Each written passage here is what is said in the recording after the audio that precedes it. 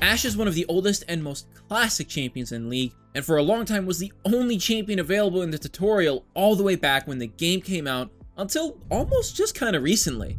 In this guide, I'm going to go over everything that you need to know about ASHE to get started and learn some more advanced things as well to make sure that you're smashing your games with her.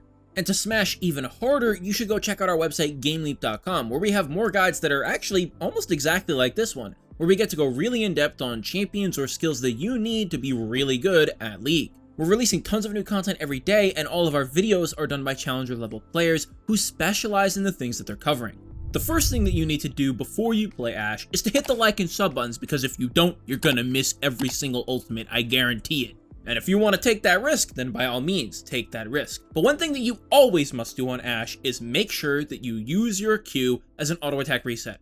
Auto attack resets are very, very powerful in League, and on ASHE it's even more so because her Q gives her attack speed. Let me set up a direct example for you that shows you how important this can be. You're sitting in lane with your support against the enemy AD carry and support, and you're picking up CS, and you hit 4 stacks on your Q passive, and then all of a sudden they try to engage on you. You get one auto attack off, and then immediately use your Q, resetting into another auto attack and getting your bonus attack speed off right away.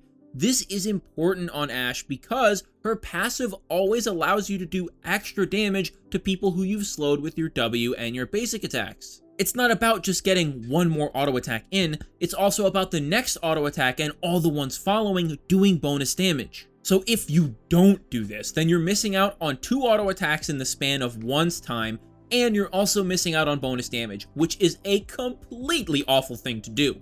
Make sure you do this as much as you possibly can.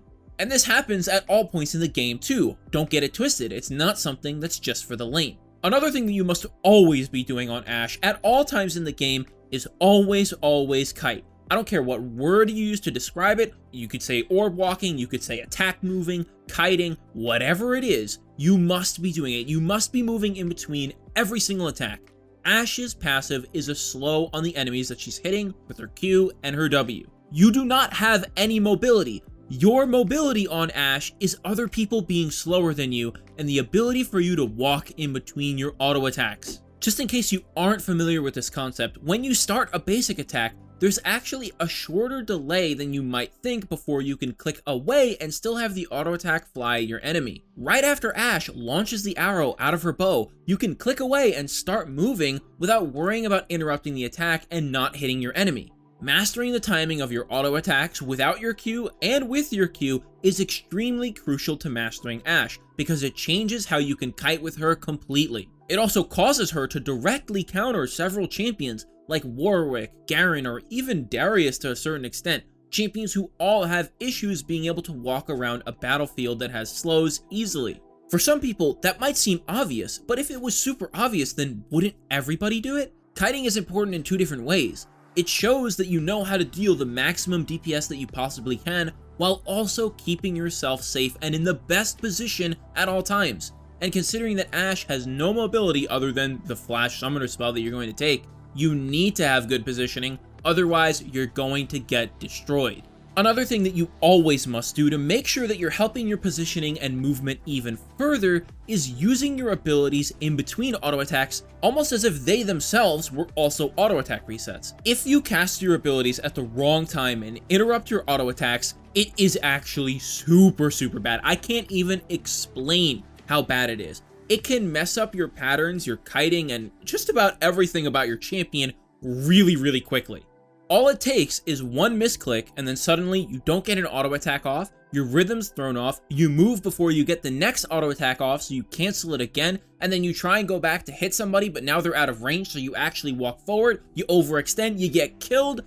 This chain of events is a lot more common than you might think, and you can simply avoid it by timing your abilities properly. And the only ones that you really need to worry about are your W and your R, because those are the only 2 abilities that you're going to be using in a fight 99% of the time. And your Q doesn't count because we already went over that, talking about it being an auto attack reset. It definitely still is possible to make a mistake with your Q, but because it's actually a full auto attack reset, and you'll still be used to the timing of after you hit the button when your next auto attack is going to come out, it's not going to completely shatter your pattern. You're just going to miss out on some damage. At this point, I've given you a couple things that you need to be doing all the time, so let's take a step back and take a break from that and talk about what you need to not be doing, because that is equally as important. The first thing that you don't want to be doing is taking a point in your queue early on in the first 3 levels of the game, unless you 100% know that you are going to all in your opponent. This is because getting a second point in your W is actually insane value. Not only is it going to do more damage, but the cooldown reduction is 2.5 seconds per rank in the ability. It's a lot more than getting an extra 1% damage on all of your auto attacks in the early game. Getting 2 points in W and a point in E is extremely important. You can shove waves really quickly, and the next things we're going to be talking about are actually directly revolving around how you use your E. So the next thing that you don't want to do is that you don't want to wait to use your E. The moment you get that thing, throw it into the enemy jungle, and make sure that you aim it at the middle of the side of the jungle that you're trying to reveal. Don't just throw it on top of the blue buff, don't throw it on top of Grump, make sure you make it travel through all the camps on that side. It might sound silly, but if you make that mistake, you might be missing that one piece of information that can keep you safe. This is one of ASHE's major strengths. You can get enough information to keep track of where the enemy jungler is going to be for like the next 3 minutes, maybe even longer in a really best case scenario. And you should be getting a point in your E at level 2 because you aren't getting it in your Q like we just discussed. And the next thing that you need to know is that you don't just fire off your E at any time, and you don't just fire and forget either. Now, I'm not saying that you must enter the cinematic mode in the League of Legends practice tool every single time you shoot off your E and follow it as it flies through the enemy jungle. No, that's not what I'm saying. What I am saying is you need to look at the minimap, see if camps that you fly by are already taken, check if the enemy jungler is there, what their actual HP is, and if you spot them, make sure you also check tab and see how much CS they have.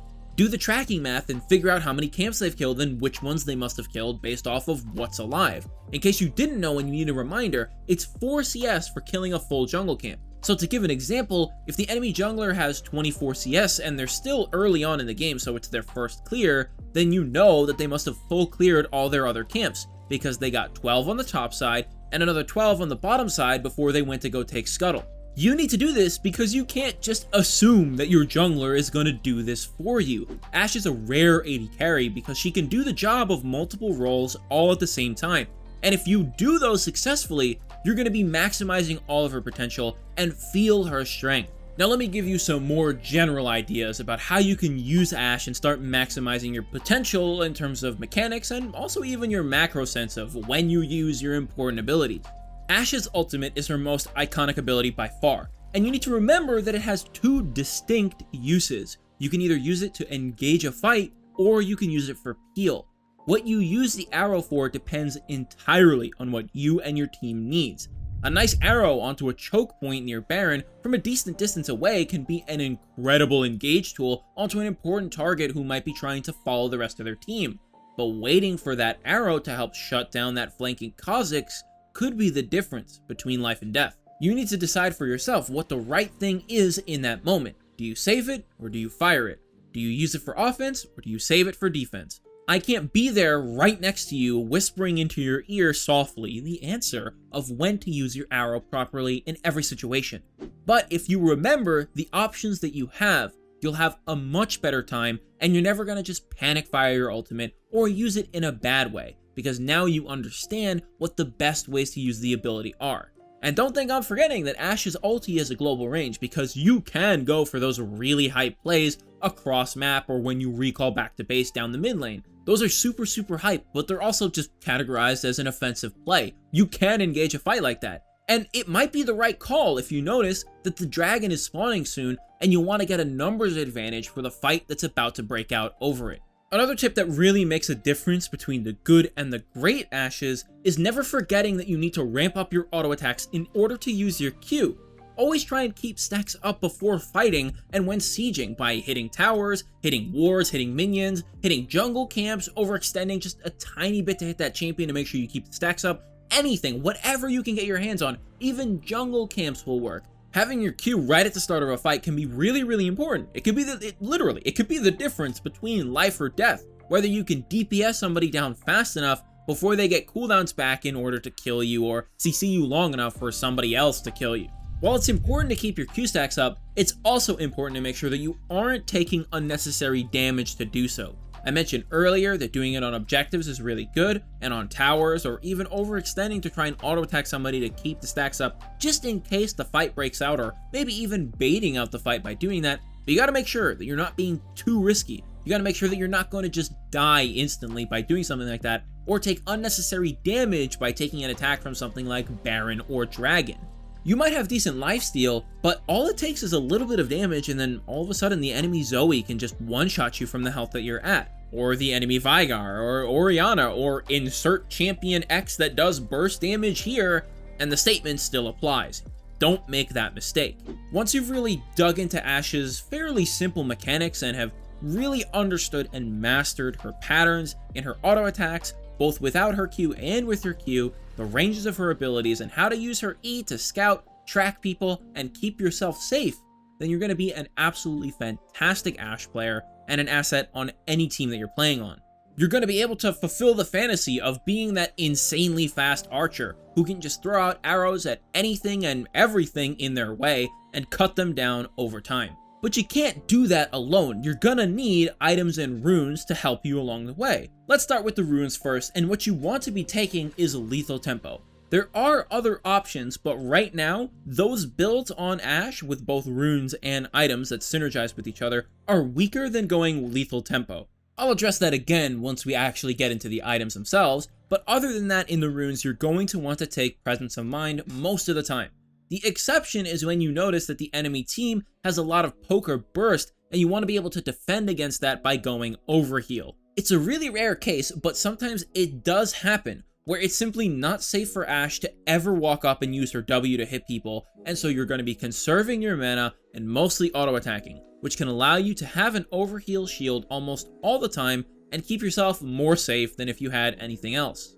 Besides that, Alacrity is a pretty easy choice as attack speed is really important on Ashe, and of course overcapping on attack speed, even if you manage to do it, isn't that big of a deal because lethal tempo lets you go over that. You're gonna have enough lifesteal and items, so you don't actually need the bloodline. For the last rune in the precision tree, most of the time you're gonna wanna go coup de grace. However, you can go cut down if you notice that the enemy team has a lot of people who build HP. You will almost never buy an HP item on Ashe. You might see some metas where she buys Black Cleaver, but I can tell you right now, in this item build, you're not doing that. And so you're almost always going to be getting a big damage buff, especially later on in the game, where many people on the enemy team have way more health than you do.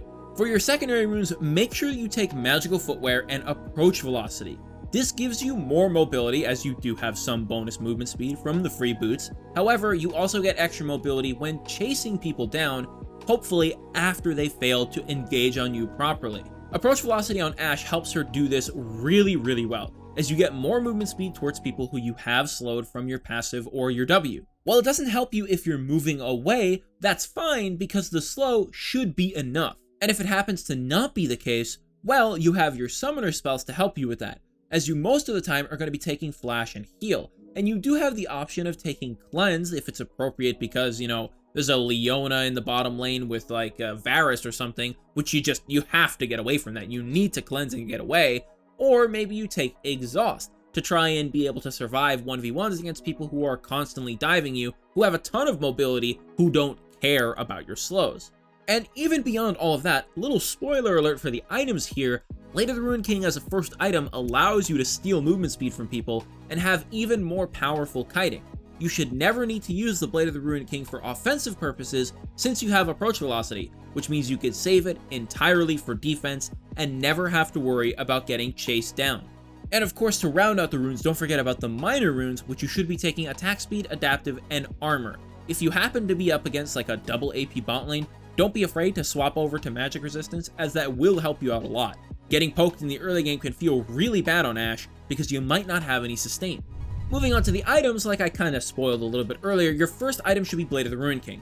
The active, when you use it in order to kite people, is amazing, and you already have Approach Velocity for the offensive uses. If you really wanted to and you felt like you needed even more, yeah, sure, you could use it for offensive purposes, but 9 times out of 10, you're not going to need to use it that way. Because you have no mobility, as soon as you get your magical footwear and your first item completed in the Blade of the Ruined King, you want to make sure you upgrade your boots and get those Berserker Greaves. Getting any extra movement speed at all is really important on somebody who has no actual mobility spell other than Flash. Not getting hit by skill shots while you're kiting, being able to kite more in between every single auto attack, having more movement speed than enemies in general so you don't get caught out, all of these are super important. And once you're feeling comfortable with that movement speed, now you can begin to ramp up your damage and your ability to AoE people by buying a Renan's Hurricane, which will let you multi-attack enemies around your main target, and that still applies your passive slow and also your Q, so you will be multi-hitting them for extra damage. It's a really effective way to keep yourself safe, especially against multiple people diving you all at the same time.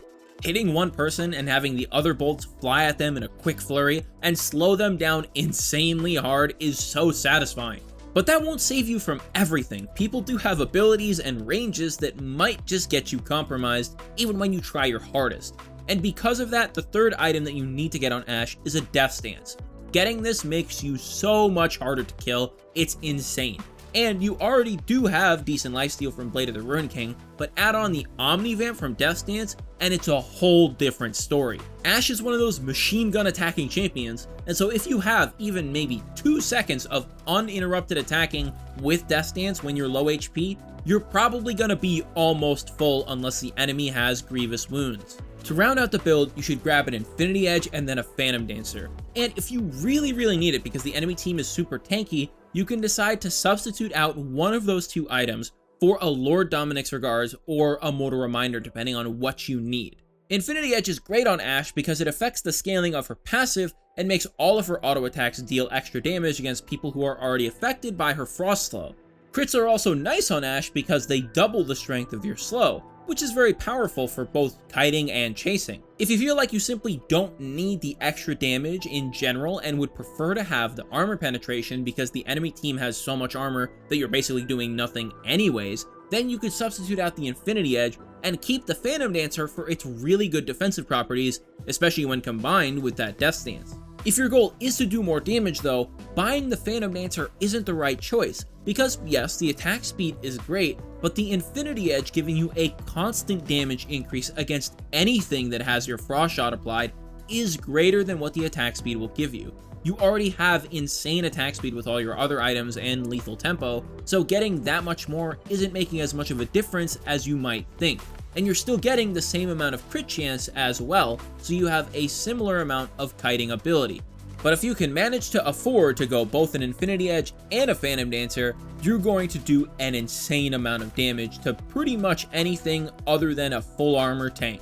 And even then, you do a pretty considerable amount of damage because you scale so well. And that's just about everything you need to know and more in order to take Ashe and dive into your next games. To find more videos like this one where we get to go really in depth on a specific champion or a specific topic, make sure you go check out our website GameLeap.com, where we have tons of videos that are all done by challenger level players who specialize in what they're going over. And even if you're looking for more generic stuff like the basic skills and knowledge or the macro knowledge in order to play League of Legends better and more effectively, we have that too. And if you made it this far, thanks for watching the whole video. And to all the Ashe mains out there who might be watching this video for something new, did you happen to learn anything new? And if you didn't, do you have anything to share for the people who are coming here looking to first time Ashe that might be really important and really advanced? And anyways, as always, my name is Ace Windstorm, and I will see you all later.